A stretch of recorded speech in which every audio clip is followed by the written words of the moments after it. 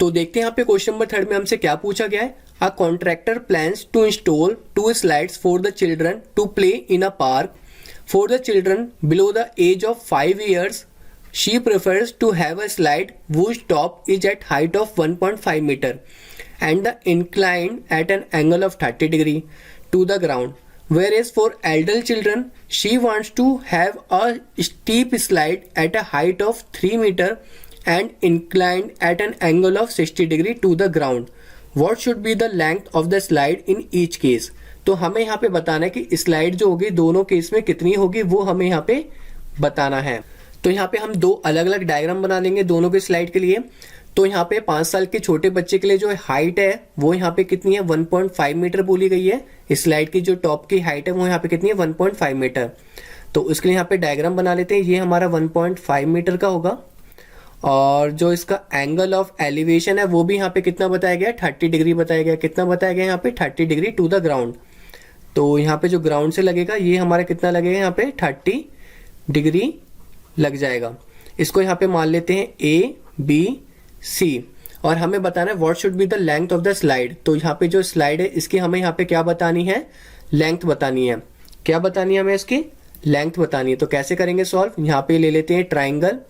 In triangle ABC तो हमें ऐसा फॉर्मूला लेना पड़ेगा जहाँ पे परपेंडिकुलर और हाइपोटेनस आए, तो वो साइन थीटा के फॉर्मूले में ही आता है। तो यहाँ पे साइन थीटा का जो फॉर्मूला होता है वो यहाँ पे क्या होता है, परपेंडिकुलर अपॉन हाइपोटेनस होता है। परपेंडिकुलर हमारे यहाँ पे क्या हो जाएगा, BC और हाइपोटेनस जो हमें निकालनी है वो यहाँ पे क्या है, AB। और साइन थीटा, थीटा यहाँ पे क्या होगा, 30 डिग्री होगा जो एंगल ऑफ एलिवेशन था। तो sine 30 degree equal to BC यहाँ पे क्या हमारा 1.5 मीटर गिवन है और AB हमें यहाँ पे निकालना है।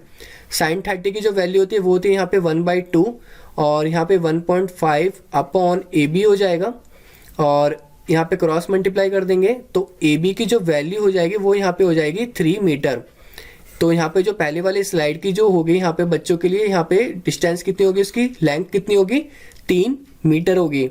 अब यहाँ पे दूसरी स्लाइड की बात करते हैं जो एडल्ट के लिए बनाई गई थी, उसकी यहाँ पे हाइट कितनी थी, 3 मीटर थी। और जो ग्राउंड से एंगल ऑफ एलिवेशन बन रहा था वो यहाँ पे कितना बन रहा था, 60 डिग्री का बन रहा था। कितना बन रहा था, 60 डिग्री का। इसको भी ABC ले लेते हैं।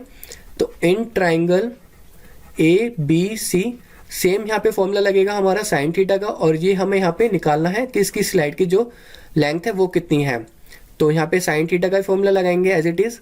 तो यहाँ पे हो जाएगा perpendicular upon hypotenuse, perpendicular BC hypotenuse AB और साइन थीटा, यहाँ पे जो एंगल ऑफ एलिवेशन अब 60 डिग्री हो गया तो यहाँ पे ले लेते हैं sine 60 degree equal to BC यहाँ पे 3 मीटर गिवन है और AB जो हमें निकालना है, साइन 60 की वैल्यू ट्रिग्नोमेट्री के हिसाब से क्या होती है, वो होती है हमारे यहाँ पे √3/2 होती है और नीचे आ जाएगा 3/AB। यहाँ से हम AB फाइंड आउट कर लेंगे क्रॉस मल्टीप्लाई करके।